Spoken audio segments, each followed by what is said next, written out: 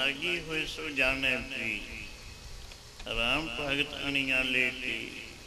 जिस किसी नूं साध संग ये लगी हुए वही जानदा हुंदा है। हर कोई नहीं ये गल नूं समझदा, हर कोई नहीं ये गल नूं जानदा।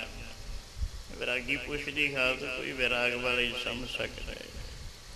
तो अर्थ मल बड़े वैराग विच आया, कहन के महाराज जे आप ही ने भाणा वरताउणा फिर साडा तां पिछे जीवन का कोई अधिकार नहीं है।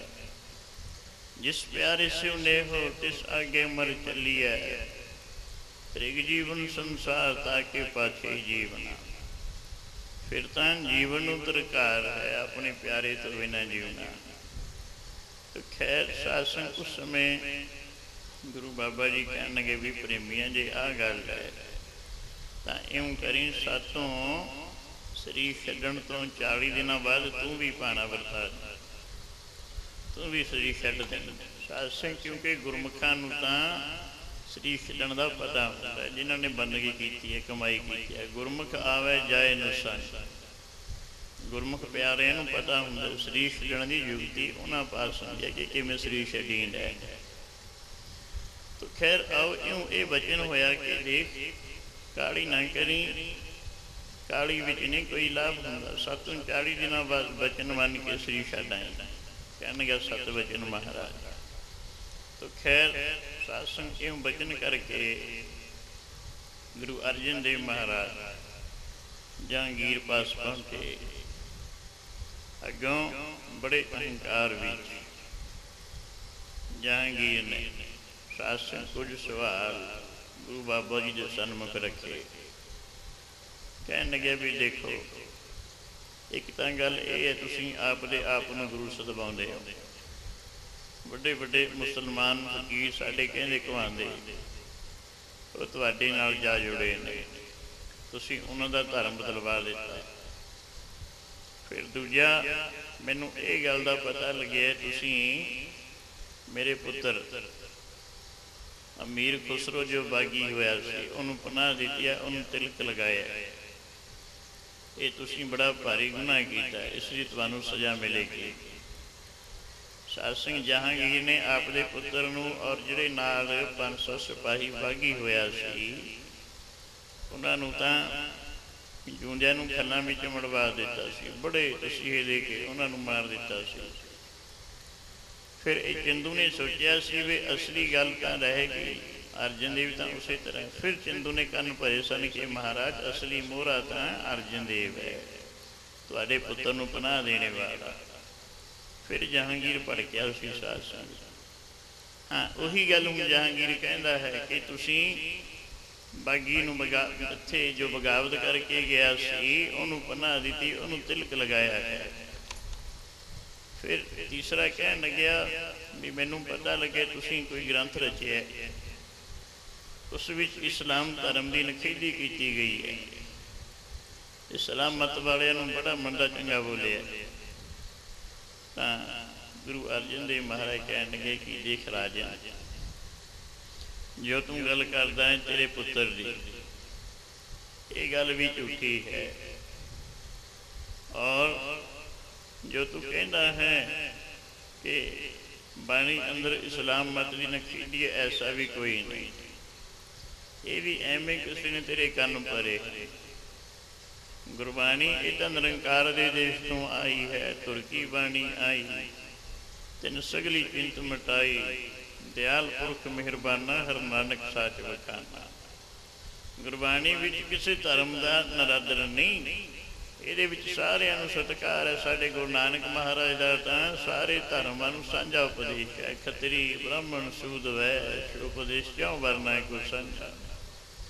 उस समय 4 वर्ण साध संग संसार के लोगों ने आप ही बनाए सन। परमेश्वर ने नहीं कोई किसी की जात बनाई, परमेश्वर ने तो इंसान भेजे है। तदे गुरु कलगीधर महाराज ने जाता पातों का खंडन करके ऐसा कथन किया, मानस की जात सब है एक ही पहचान। जात की है शासन अगे जात ना जोर है, अगे ज्यों नवे जिनकी लिखा पत पवे चंगे सही के।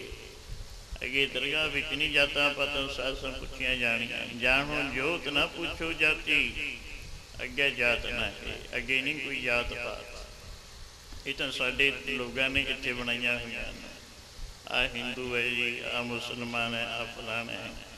पर गुरु बाबे ने तो सारिਆਂ ਨੂੰ ਇੱਕੋ ਜਿਹਾ उपदेश किया है। गुरु पंचम पातशाह कहणगे जहांगीर बाणी विच किसी धर्म की नखेदी नहीं। जे इस्लाम मत की नखेदी हुंदी तां उत्थे इहो जे वचन आउंदे, आवल अल्लाह नूर उपाया कुदरत के सब बंदे। गुरबाणी भी तो ऐसा कथन है, आवल अल्लाह नूर उपाया कुदरत के सब बंदे। एक नूर ते सब जग उपजया, कौन भले को मंदे। एक नूर तो ही, एक जोत तो ही सारा पसारा होया, कीता पसाओ इको खवाओ, तिसते होए लख दरियाओ। सारा कुछ वो वाहिगुरू परमेश्वर का ही बनाया हुआ है। फिर तुसी कहंदे हो इस्लाम मत की नखेदी है, ऐसा तो है नहीं। गुरबाणी विच किसी नूं नहीं निंदिया गया, उत्थे तां ऐसे वचन आउंदे आ। नूर अल्लाही दा सारी दुनिया, सारी दुनिया, ए नूर अल्लाही दा सारी दुनिया, सारी दुनिया।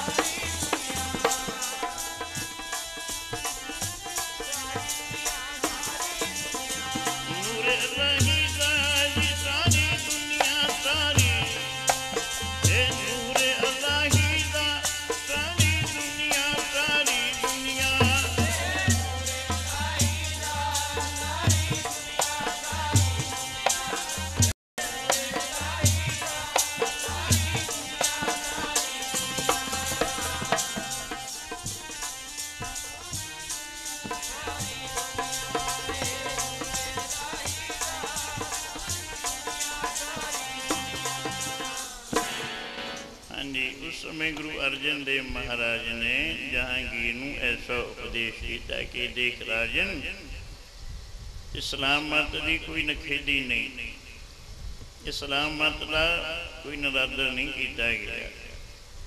जे ऐसी गल होंदी गुरु बाबा जी अल्लाह शब्द ही ना वरतते गुरबाणी में, आवल अल्लाह नूर उपाया कुदरत के सब बंदे।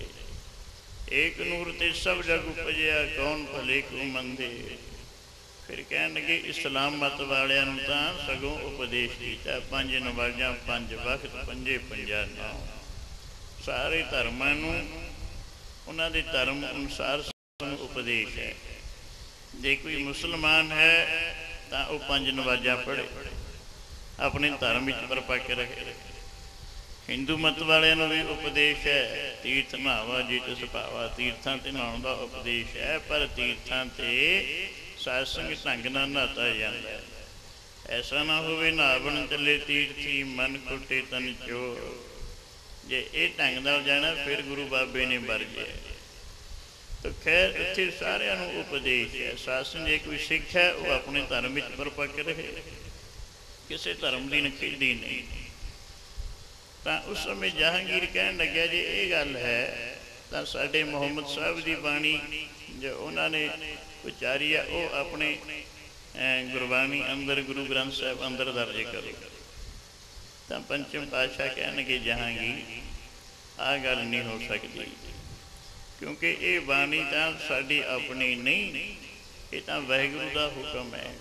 हाँ आपो बोलना जानदा, मैं कहा सब हुक्म आओ जियो। ये तो निरंकार की बाणी है, ये नहीं कोई असी अदल बदल कर सकते। फिर कह लगा जी तुहानू 2 लाख रुपया जुर्माना शासन। उस समय गुरु पंचम पातशाह कहणगे राजन ये गल भी नहीं हो सकती, साडे पास संगत की माया है, उन्होंने सेवा वास्ते दी है। तो उस समय चंदू शासन जो कोड़ी खड़ा सी ਉਹਦੇ मन में बड़ी ईर्खा सी कि मेरी पुत्री का रिश्ता छड़ दिता। जहांगीर नूं कहन गया बादशाह सलामत इन्होंने इव नहीं मनना, मैं जानदा इन्हां पासों किवें टैक्स वसूलना है। जे आप दी इजाजत होवे इन्हां नूं मेरे पास छड्डिया जाए। तो शासन जिथे आप की रिहायश सी चंदू शाह दी उत्थे लै गया। गुरु पंचम पातशाह नाल 5 सिखां भाई जेठा, भाई फलाना, भाई पैड़ा, लंगाहा, भाई विधि चंद। एक सामने शासन उन्होंने बंद कर दिता सिखां नूं, और सामने गुरु अर्जन देव महाराज नूं शासन बंद किया। कहन लगे कि देखो जे तुसी मेरी पुत्री का रिश्ता कबूल कर लो तो मैं तुहानू रिहा करवा सकता, तुहानू कोई कुछ नहीं कहेगा। जे नहीं तो तुहानू सख्त सजावां दित्तियां जाणगियां। गुरु पंचम पातशाह कहन लगे भी चंदू जिहड़ा एक दफा बचन हो गया असीं बचन तो नहीं फिरदे। तो उस समय अपने सिपाहियों नूं उसने ये ऑर्डर किया चंदू ने कि इन्हों ना तो बैठन दिता जाए, ना पैण दिता जाए, और ना ही कुछ खान पीन दिता जाए, ना भोजन ना पानी, सारी रात खड़ा रखो। शासन पहला दिन पहली रात सारी रात गुरु पंचम पातशाह नूं खड़ा रखिया। सिख बड़ा शासन मन भी सोचते हैं भी गुरु बाबे नूं किवें दुख दे रहे हैं। दूजा दिन आया, चंदू ने फिर पूछया, कहन लग्या भी अजे भी तुहाडे पास समय है। गुरु पंचम पातशाह कहन लगे भी चंदू एक समय जो वचन हो गया वो हो गया, इस करके तू सानू एवें ना बहुता तंग कर, जो तैं करना करी चल। तो शासन अपने सिपाहियों को हुक्म किया कि एक वड्डी देग विच पानी उबालो। शासन वड्डा देगा पानी का तरिया गया, पानी उबाले खा रहे है। कहन लगा भी फड़ के उबलते पानी में बिठा दो गुरु साहब ने। कहन लगे फड़न की की लोड़ है, असीं आपे चले जाने। तो उस समय गुरु पंचम पातशाह शासन देगा पानी का उबल रहा है। गुरु पंचम पातशाह गए, मूल मंत्र का जाप किया, वाहिगुरू वाहिगुरू किया, और बड़े शांति नाल बड़े प्रेम नाल जाके उबलती देगी विच यूं बैठ गए जिवें सीट जल विच बैठी ना हुंदा है। शासन उबलते पानी विच गुरु बाबा जी बैठे ने, धरती आकाश डोल रहे हैं। भाई पुराना कहन गया महाराज ये नहीं सातों देखूंगा, जे आप एक हुक्म कर दो सारा कुछ फना हो जाएगा। तो उस समय गुरु पंचम पातशाह कहन लगे भाई पुराना जी ये वाहिगुरू के हुक्म विच हो रहा है, जिथे वाहिगुरू बिठा रहा वो थां वधिया है। जय विसाले तह वैसा स्वामी, कहने जिथे तू बिठारदा है वो थां वधिया है। जय भेजे तह जावा, सब नगरी में एको राजा सभे पवित्र है थावा। जिथे वाहिगुरू बिठारदा वो थां पवित्र ही है। और दूसरा कहन लगे ये साडे बजुर्गों के पहला बचन होए हुए ने। गुरु अमरदास महाराज का बचन है, फिर बाबे श्री चंद महाराज का भी बचन होया सी किसी समय। वो बजुर्गों के बचनों को पूरा करना। कहन लगे महाराज श्री चंद महाराज का बचन, कहन लगे शासन गुरु घर की मर्यादा सी कि 500 मोहरा सत्संग वो भेटा कराया करते श्री चंद महाराज। उदासीन संप्रदाय के सत्संग मोढ़ी हुए ने।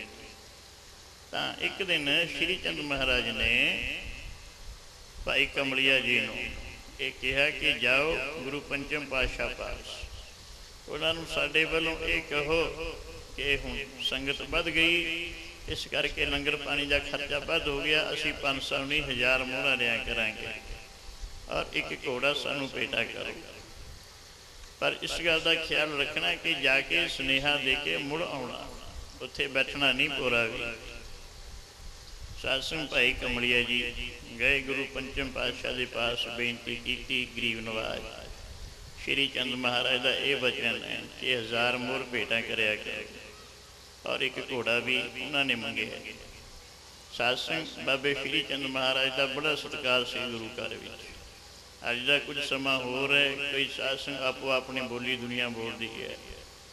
तो खैर उस समय गुरु पंचम पातशाह कहन लगे ठीक है, उन्होंने वचन सिर मथे, पर हुण तुसीं लंगर छक के जाना।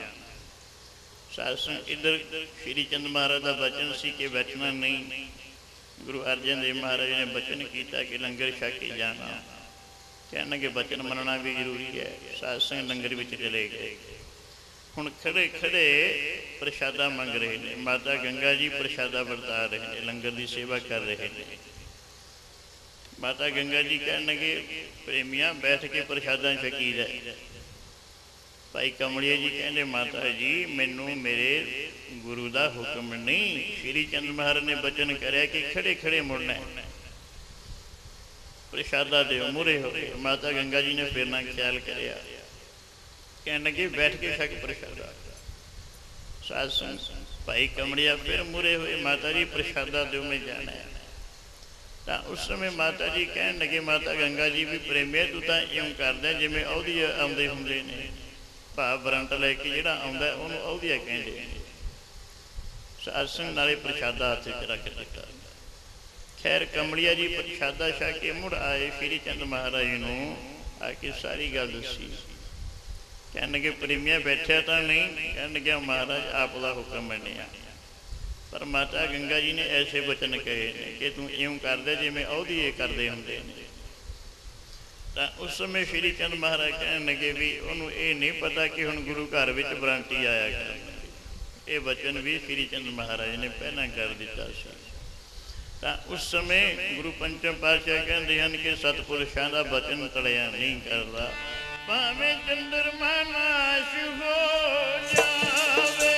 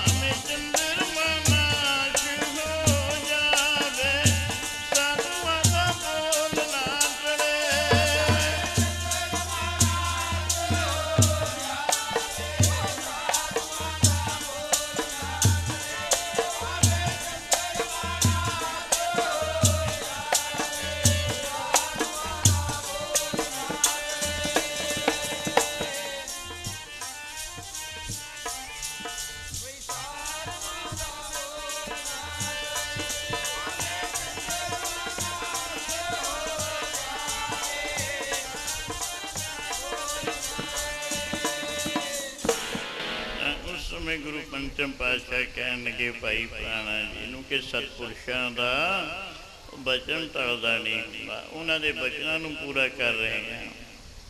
खैर साध संग उबलते पानी विच बैठे जे हम जिवें शीत जल विच बैठे हुंदे ने। फिर साध संग अगला दिन आया, तीसरा दिन। चंदू ने फिर वही सवाल रखिया, गुरु बाबा जी कुछ बोले नहीं। तो साधसंग अपने सिपाहियों को कहा बई अग वालो उत्ते तवी रखो। साधसंग लो गर्म की गई, जदों लाल सुही हो उत्ते पानी सुट के देखिया, पानी की उस समय भाप बन गई। साधसंग जेठ का महीना है, इन्होंने महीनों में बड़ी गर्मी पैंदी हुंदी है। आता कोई सतपुरुषों की कृपा हुई हुई है, साधसंग बारिशां पई जांदियां ने, मौसम ठंडा है।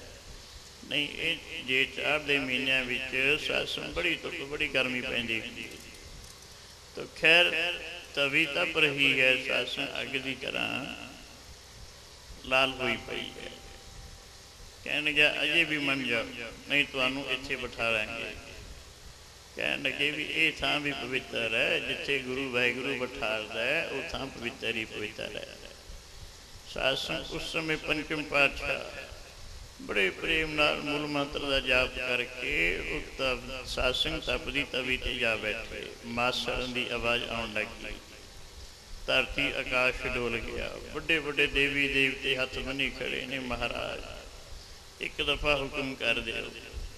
आप दे अख दे साधसंग झमके नाल ही सारा कुछ हो सकता सी, पर वाहिगुरू दे हुक्म विच बैठे ने। फिर हुक्म किया चंदू ने आप दे सिपाहियां कि उतों रेत गर्म करके शीश ते रेत पाओ गर्म।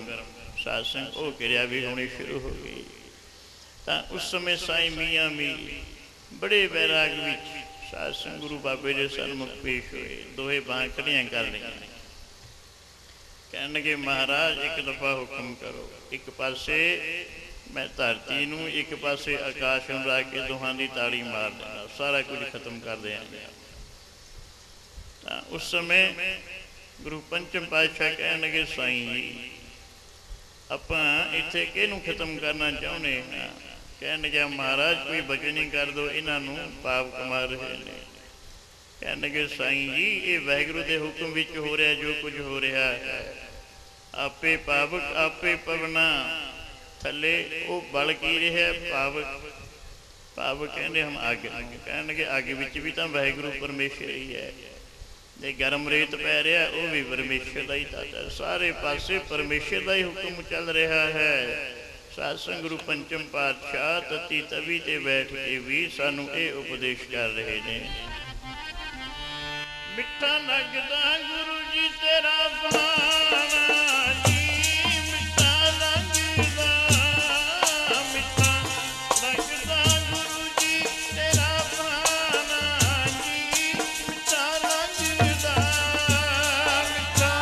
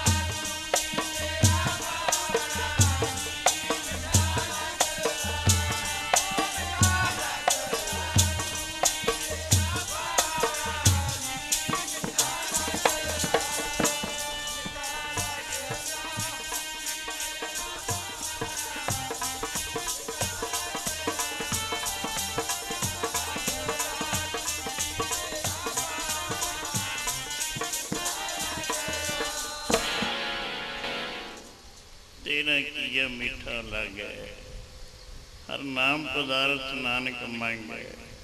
तती तवी ते बैठे भी साईं मियाँ मीर जी नूं ये उपदेश गुरु पंचम पातशाह कह रहे हैं कि साईं जी ये जो कुछ हो रहा वाहगुरू के हुक्म पाने विच ही हो रहा है। वाहगुरू के जो पाने विच रहना है वही सुख मानता है। गुरु अमरदास महाराज ने कथन किया, सो सिख सखा बंधप है भाई, जे गुर के पाने विच आवे। जो अपने भाने चले भाई विछड़ झूठा खावे। जो गुरु के हुक्म विच रहिंदा, गुरु के भाने विच रहिंदा है, उही साडा मीत है।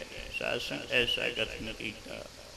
फिर कहन लगे, साईं जी तुसीं किसी समय जीवन मुक्त पुरुष के लक्षण पूछे सन। जदों सुखमनी साहिब के उच्चारण हो रहा सी तां प्रभु की आज्ञा आत्म हतावै, जीवन मुक्त सो कहावै। जो वाहिगुरू दे आज्ञा विच उहदे भाणे विच रहे वो जीवन मुक्त पुरुष है। जो नर दुख में दुख नहीं माने, सुख स्नेह अर भै नहीं, जाके कंचन माटी माने। शासन तदे गुरु तेग बहादुर महाराज ने भी ऐसा कथन किया है। तो खैर आओ इम करके उस समय ये उपदेश साईं मियाँ मीर जी ने किया। शासन अगला दिन आया। फिर चंदू ने सोचा भी यूँ तो मनना नहीं। उन्हें ये सोचा भी धर्मी पुरुष उस समय डोलता जो धर्म को खतरा पे। तो कह लग्या भी यूँ करो, गऊ की खल विच इन्हां नूं मढ़ दे। तो सत्संग उस समय गुरु पंचम पातशाह 2 दिन तो पहला चुप सन, बोले नहीं सी। कह लगे भी साड़ी इशनान करने की इच्छा है। 4-5 दिन हो गए इशनान नहीं होया। तो चंदू खुश होया भी चलो बोले तो सही। सत्संग उत्थे रावी दरिया वगदा, उत्थे जा पहुंचे। हुण अपने सिखां नूं समझा दिता भी प्रेमी हुण भाना वरता देना है। उधर चंदू की एक नौं सी सत्संग, उहदे मन विच बड़ा प्रेम सी गुरु के प्रति। उस सिपाहियों को कुछ लालच आदि दे के सत्संग कुछ खाण की वस्तु लैके गुरु अर्जन देव महाराज पास पहुंची। कहन लगी, महाराज 5-6 दिनों तो आपने कुछ छकिया नहीं, कृपा करो मेरा प्रेम पूरा करो। और मैं सुनिया आप जी भाना वरताउण लगे हो, तो साडा की बनेगा? असीं आप तो बिना नहीं रह सकते। सत्संग वैरागी पुरुष नूं तदे ऐसा कथन किया, ना जीवे कोई राम विजोगी, ना जीवे कोई राम विजोगी।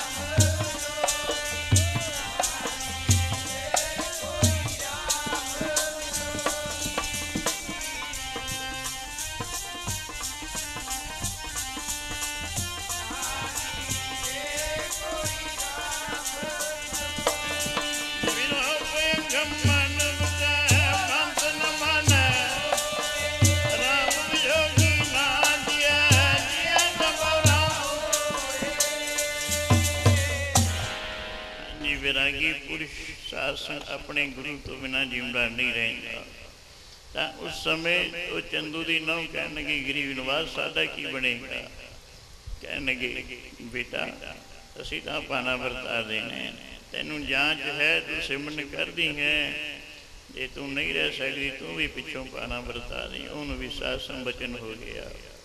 ਤਾਂ ਉਸ ਸਮੇਂ ਸਿੱਖਾਂ ਨੂੰ ਸਾਰਾ ਸਮਝਾਇਆ ਕਿ ਪ੍ਰੇਮੀਓ ਗਿਣਤੀ ਵਿੱਚ ਨਹੀਂ ਹੋਣਾ, ਵਾਹਿਗੁਰੂ ਦੇ ਹੁਕਮ ਵਿੱਚ ਰਹਿਣਾ ਹੈ। ਅਸੀਂ ਹੁਣ ਇਸ਼ਨਾਨ ਕਰਕੇ ਪਾਣਾ ਵਰਤਾ ਦੇਣਾ।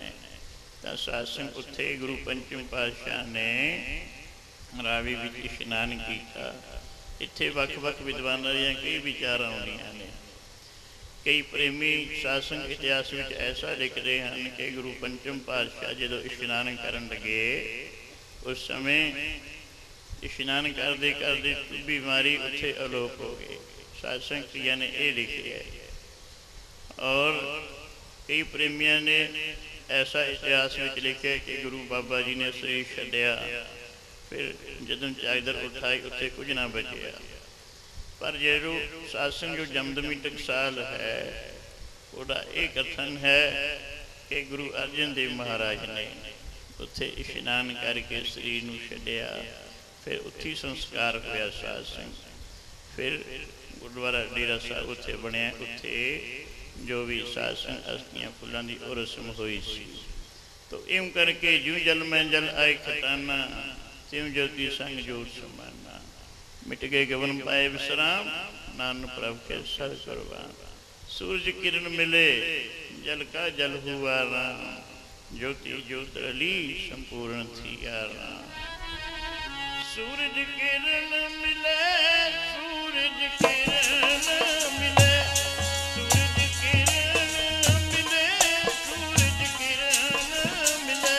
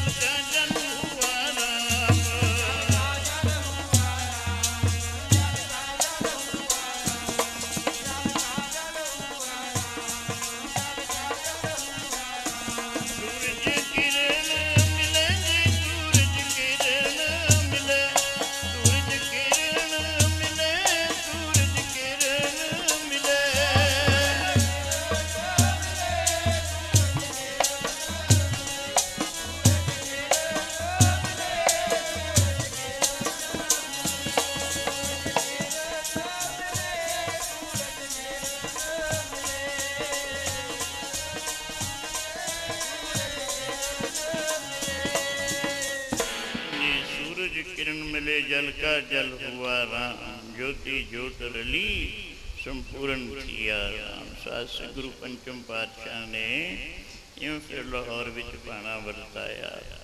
आप दी जोत साध संग गुरु हरगोबिंद साहिब विच टकाई। यूं साध संग गुरु बाबे ने सानू सारिਆਂ ਨੂੰ ही वाहिगुरु दे हुक्म विच रहण दा, वाहिगुरु दे पाणी विच रहण दा उपदेश कीता है। साध संग हुण आपां ने कई दिनों तो विचार कीतियां। गुरु पंचम पातशाह के जीवन की विचार हुई। हुण साध संग इस चीज़ का लाभ तद है जे आपां गुरु अर्जन देव महाराज के कीते उपदेशों नूं कमाईए।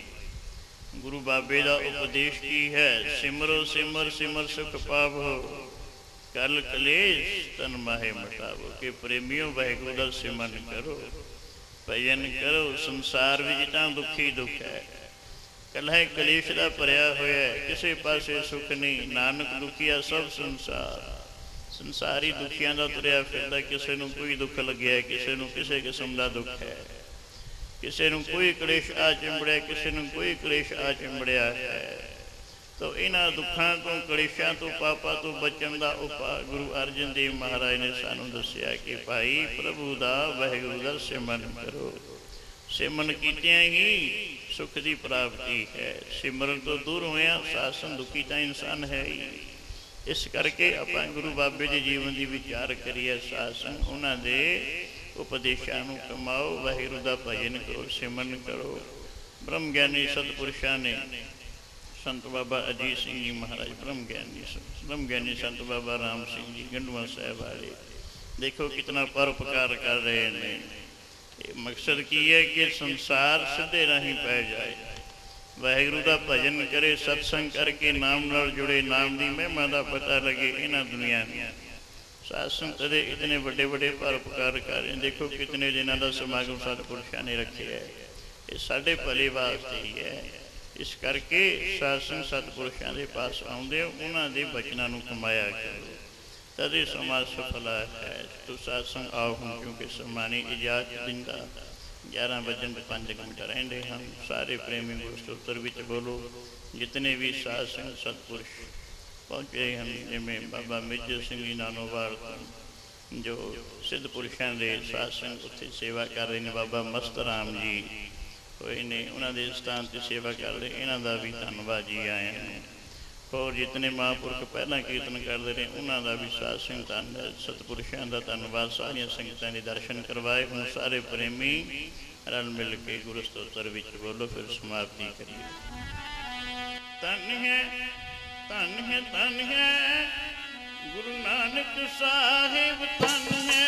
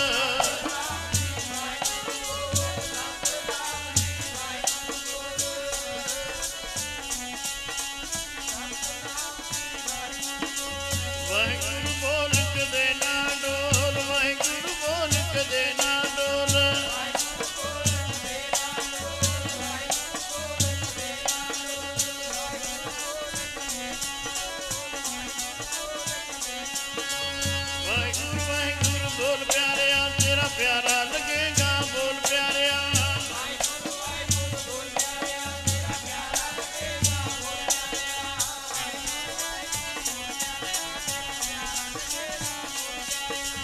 वाहिगुरु वाहिगुरु बोल प्यारिया तेरा मिठड़ा लगेगा बोल प्यारिया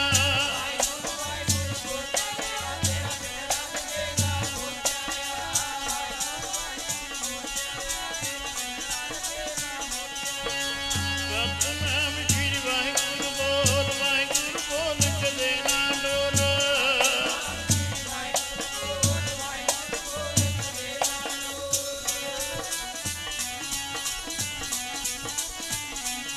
सतनाम श्री वाहिगुरु बोल सतनाम श्री वाहिगुरु बोल